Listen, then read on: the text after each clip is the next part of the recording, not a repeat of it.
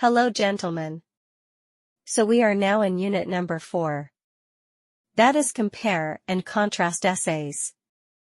Let me start with the question. What is comparison and how do we do it? Comparison is always made between one and one, means one to the other. We take only two objects or subjects and compare them. What do we compare here? Here we compare the similarities and differences between the two given subjects. Watch the two visuals here. Both directly opposite to each other. The first one is a carpet of green. A long stretch of green rice fields somewhere in Asia. The sounds, the breeze, and the smell are all unique.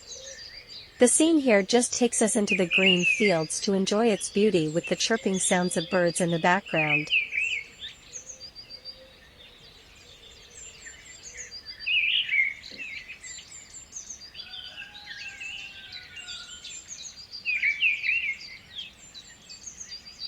The second visual is straight, the opposite.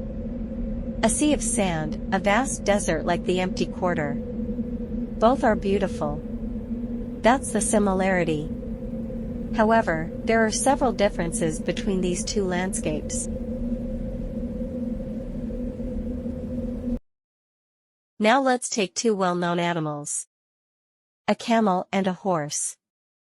Both share several similarities. The milk of both is healthy. And the meat is delicious, and so on. However, there are a number of differences that make both unique in itself. Let's come to classroom learning. The first picture is a formal traditional class inside a room, whereas the other is an informal class in a large garden under a big tree. Both share several similarities and differences. Which is better? It is according to the subject taught. For example, for science subjects, a formal classroom is better. On the other hand, for studying arts or literature, the informal class may be a better choice. What is your choice? With this long introduction, let's pass on to the structure of the essay. As usual, we will write 4 paragraphs. An introduction, 2 body paragraphs, and a conclusion. As usual, the introduction will have the hook, followed by some background information, and finally it ends up with the thesis statement explaining the main focus of the essay. Body paragraph number 1 will talk about the similarities using cohesive devices. Don't forget that it should start with the topic sentence. The cohesive devices here are connectors, and we will discuss in details next.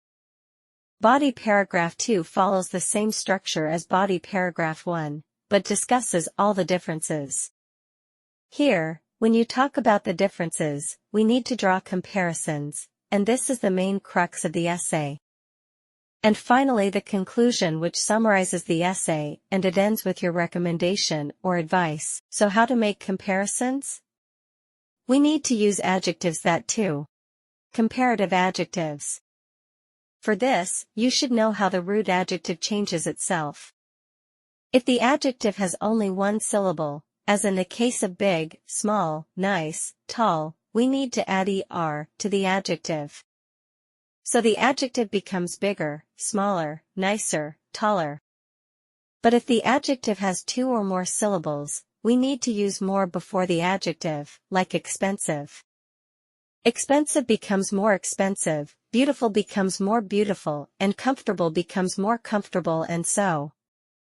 If the adjective ends with y and has 2 syllables, then you need to change y to I and then add er to that. For example, easy becomes easier, busy becomes busier, and happy becomes happier. In all cases you need to add then to all the adjectives, so that the comparison can be done easily. For example, the Camry is more expensive than the Corolla. For body paragraph 1 and 2 you need to use different cohesive devices. This list of cohesive devices will help you understand how to use them in sentences. Now let's take a sample essay. A comparison between 2 cars, the Camry and the Lexus. Once you get the topic, make brainstorming and collect all the points that come to your mind. Then divide them into similarities and differences. Start with the similarities. Follow this slide very carefully and check how the cohesive devices are used. The same has to be done for differences. Also, when you discuss the differences, make sure you make the comparisons. Now, let's try an essay. A comparison between the Apple iPad and the Samsung 7. The first step is that we make brainstorming and collect all the possible relevant points. Then we divide them into similarities and differences. When you describe the differences, we need to draw comparisons. We will start with the introduction. The introduction has a hook, some background information, and the thesis statement. Make the hook interesting so that it attracts the attention of the reader. The introduction should be carefully planned to get the best grades. Look at body paragraphs 1 and 2. Make sure that you use cohesive devices while constructing the sentences. Special care should be taken in body paragraph number 2. Apart from cohesive devices, make comparisons. Look at these sentences. The iPad has a larger screen and so it is more comfortable. So you explain what is the advantage and then bring out the difference with suitable cohesive devices. Make sure that you don't repeat the connectors once used. Show a variety of connectors, so that you get more marks for the use of fresh vocabulary. We have reached the last part, the summary. Make the summary very simple, probably in 2 sentences. Summarize the main points and end the essay with your recommendation. To remind you, all the essay should be around 250 words only. It means a minimum of 225 and a maximum of 275 words.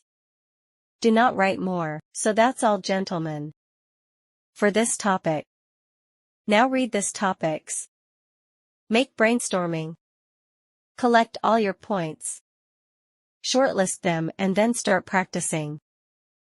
All the best, gentlemen.